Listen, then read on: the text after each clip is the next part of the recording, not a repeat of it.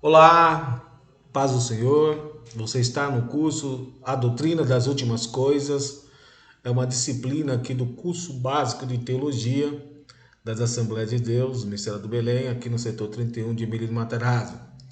Essas aulas elas estão sendo gravadas em virtude da pandemia. E o assunto de hoje é o destino dos ímpios. Então, na verdade, a aula de hoje é uma continuação do nosso curso, né? Nós já tivemos as aulas que estão relacionadas aqui em amarelo, né? Na verdade, nós estamos gravando essa aqui, aula 6, tá bom? E se você quiser pegar o curso do começo, é só você assistir as aulas anteriores. Como já falamos, né? O assunto de hoje é o destino dos ímpios, né? A Bíblia fala qual é o destino do ímpio. O destino do ímpio é estar eternamente separado de Deus e sofrer eternamente o castigo que se chama segunda morte, né? Então é estar eternamente separado de Deus e sofrer eternamente o castigo que se chama segunda morte.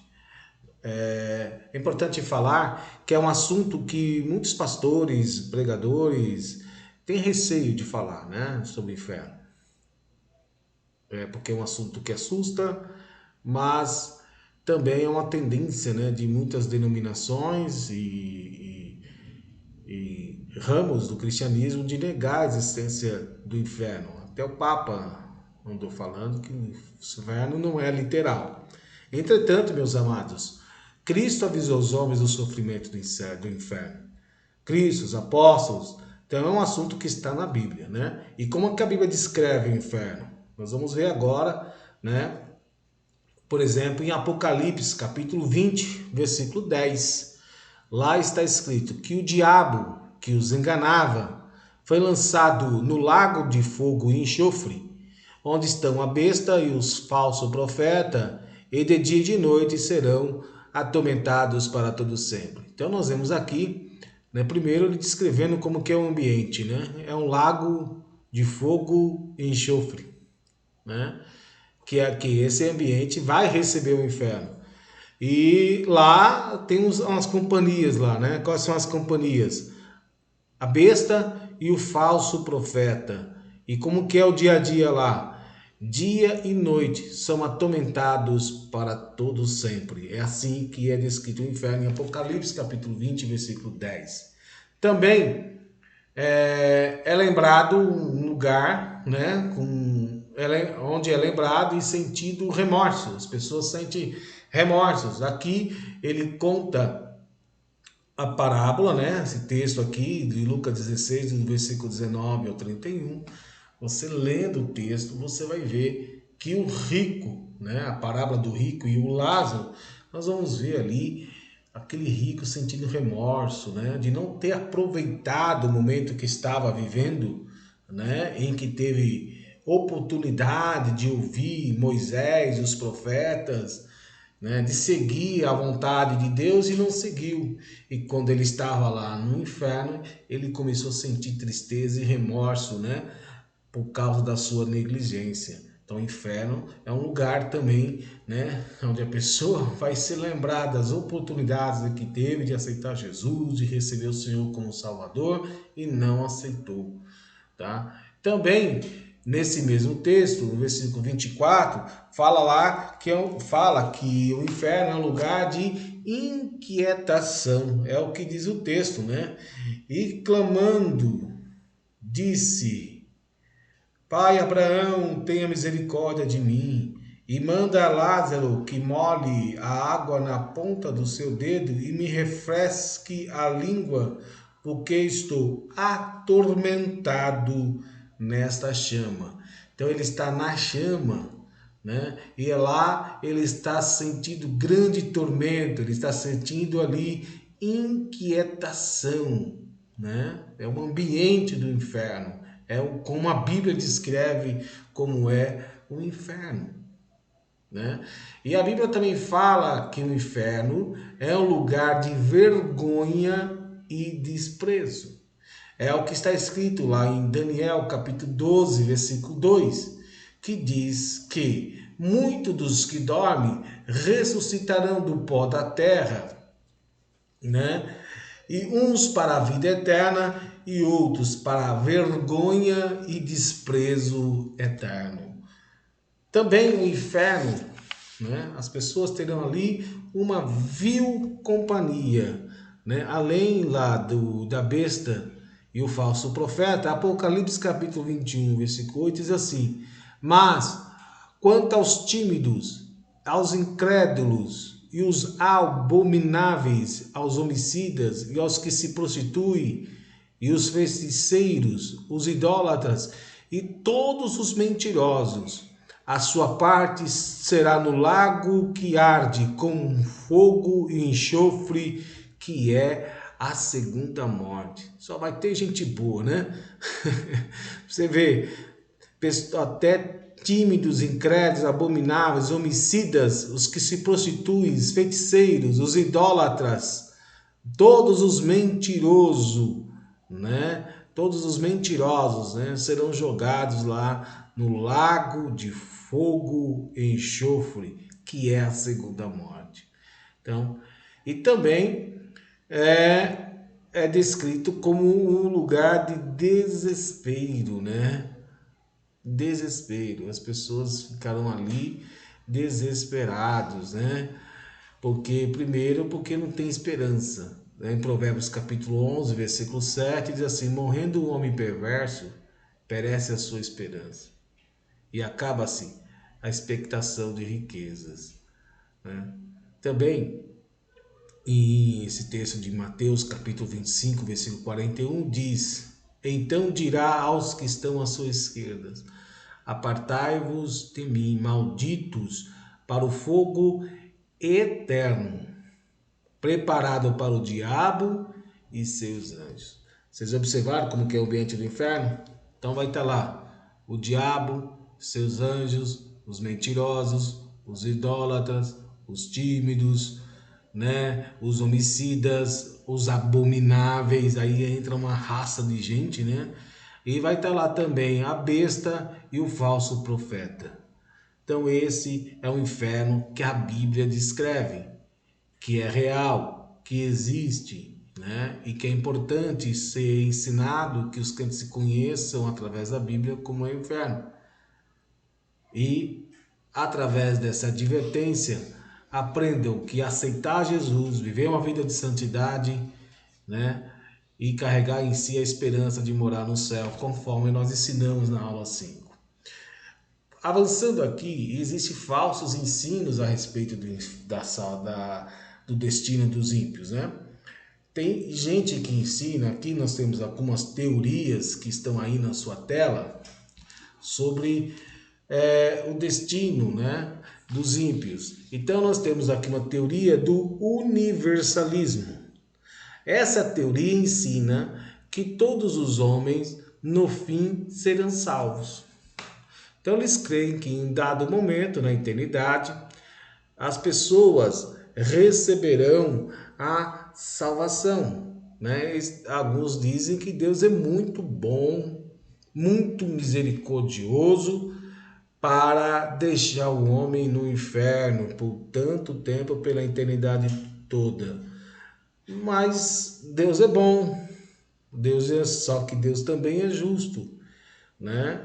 E não é isso que a Bíblia ensina. A Bíblia ensina que em Romanos 6:23 diz que o salário do pecado é a morte, mas o dom gratuito de Deus é a vida eterna por nosso Senhor Jesus Cristo.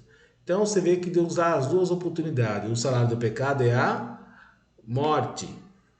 É a morte, não tem inferno, é morte, não tem outra segunda chance, né? O dom gratuito de Deus é a vida eterna, né? E também em João capítulo 3, versículo 36 diz assim: aquele que crê no Filho tem a vida eterna, garante a vida eterna já agora, né? Conforme nós já ensinamos aqui. Mas aquele que não crê no Filho não verá a vida, mas a ira de Deus sobre ele permanece.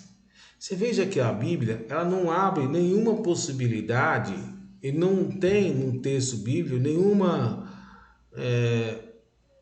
campo, nenhuma pista de que durante a eternidade, depois que as pessoas já foram para o céu, depois que algumas pessoas já foram para o inferno, que em algum momento desse período, na eternidade, haverá uma oportunidade para os ímpios se salvarem.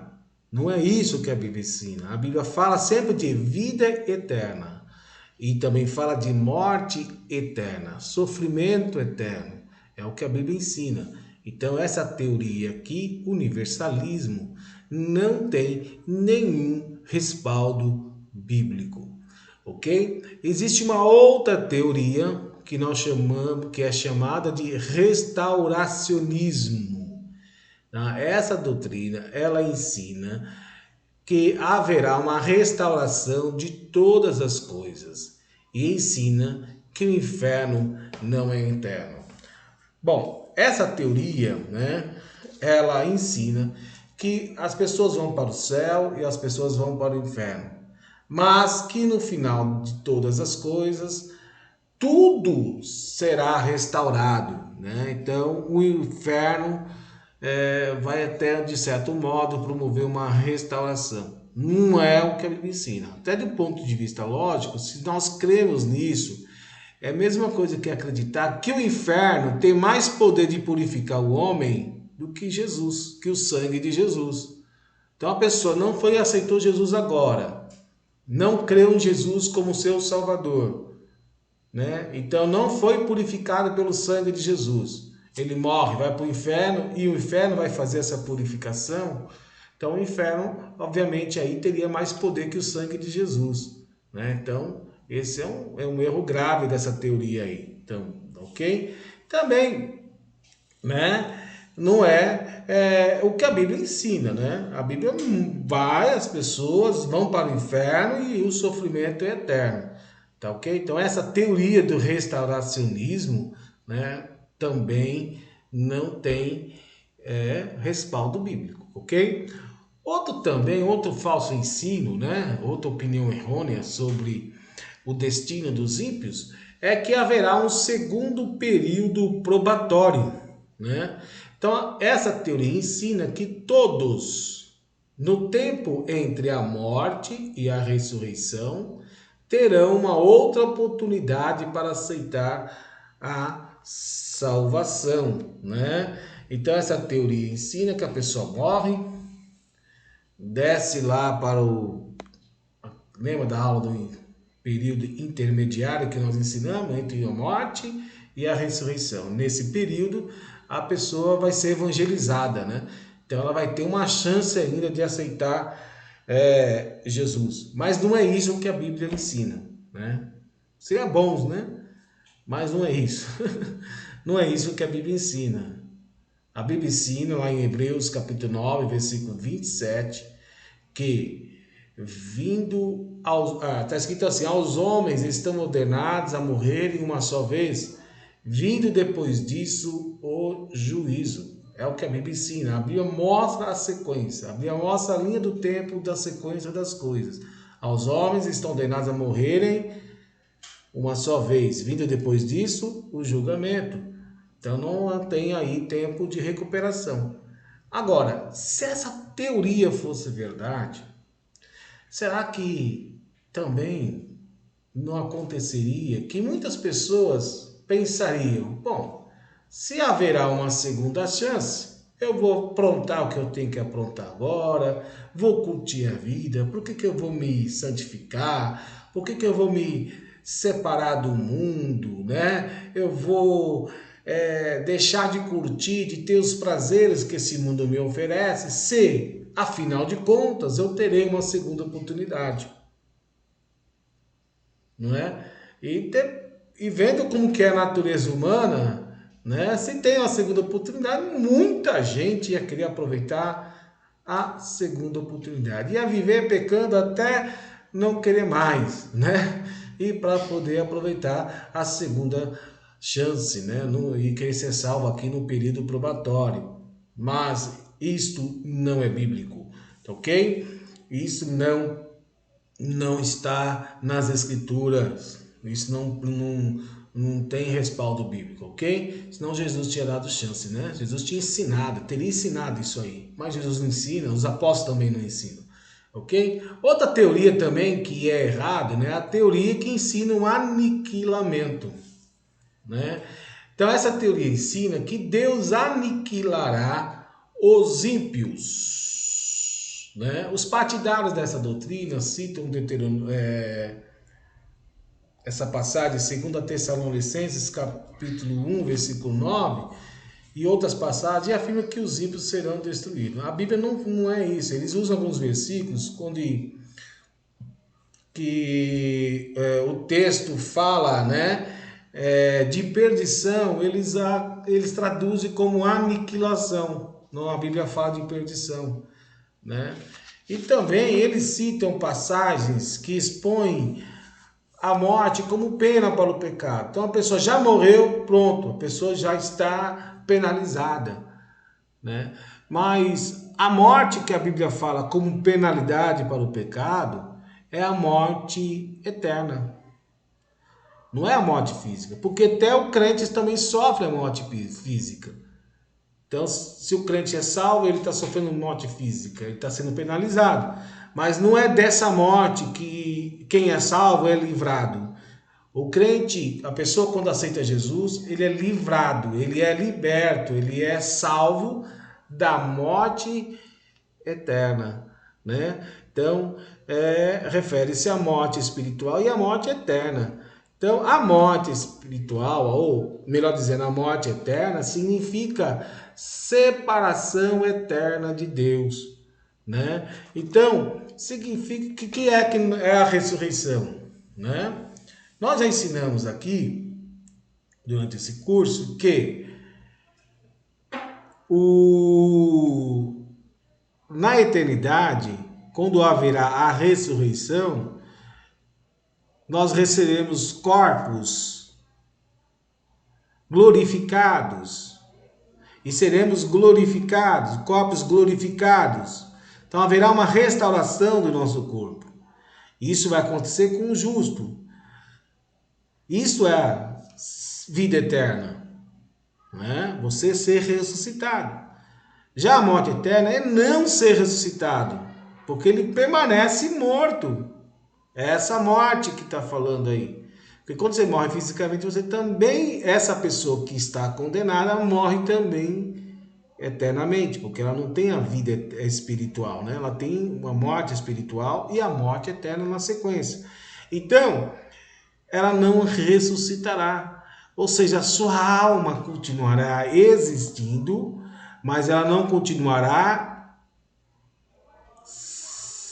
se manifestando através do corpo, porque o corpo, na verdade, é uma forma da alma se manifestar. O corpo é onde a alma se manifesta. Quando você fala aquilo que você pensou na alma, aquilo que você sentiu na alma, a sua vontade vem da alma. Então, com a pessoa sem corpo, é uma pessoa sem expressão. Ela vai ter a existência, mas não vai ter a ressurreição. Ela tem vontade de se expressar, mas não tem o corpo para se expressar. Já o crente não, né? O crente que aceitou Jesus, Jesus falou que ele o ressuscitará no último dia. Quem crê em mim? Jesus falou: eu sou a ressurreição e a vida. Quem crê em mim, ainda que esteja morto, viverá. Então essa é a promessa para o crente, a ressurreição. Então, essa ideia de que as almas serão aniquiladas, ela não existe. Acabou, vai deixar de existir. Não. Vai continuar existindo, mas não vai continuar tendo expressão. Vai ser uma alma despenada, uma alma que não tem corpo, não tem expressão. E isso é o sofrimento. Esse é o sofrimento. Essas almas estarão num ambiente que nós chamamos de inferno, sofrendo, sem expressão, sem poder pôr para fora todos os seus desejos, os seus pensamentos, as suas vontades, né, os seus sentimentos, porque não receberão a ressurreição, mas elas não serão aniquiladas. Então essa teoria do aniquilamento, ela é uma teoria errada, né? Uma opinião errada, ok? Então, esse é o assunto de hoje. O assunto de hoje é mais curtinho. Vou deixar essas duas perguntas para vocês fazer de exercício, ok? E nos espere para a próxima aula, né? Que será a segunda vinda de Cristo. Não esqueçam que depois dessa aula, aula 7, nós teremos uma aula 8, que será uma aula ao vivo, tá bom? Será uma aula ao vivo com a participação de todos vocês, onde nós faremos uma timeline dos acontecimentos, né? Quando vai acontecer o arrebatamento, né? Qual os sinais do arrebatamento? Nós vamos falar depois onde esses assuntos se encaixam nessa, né? A ressurreição, por exemplo, ela vai acontecer em duas fases. Eu não falei nessa aula. Nessa aula ao vivo, nós vamos falar, né, sobre as 3 teorias do arrebatamento, vamos falar das fases da ressurreição, das fases da segunda vinda de Cristo. Tá ok? Então, ainda vamos falar também, dar uma palhinha sobre a grande tribulação. Nós vamos falar também sobre o milênio. Nós vamos falar também sobre a eternidade. Isso tudo na aula 8, tá ok? Que será gravada ao vivo. Que Deus os abençoe, estude e leia o capítulo, né, do livro que trata desse assunto, tá bom? Para que você possa aprofundar seu conhecimento. Amém. Que Deus abençoe você.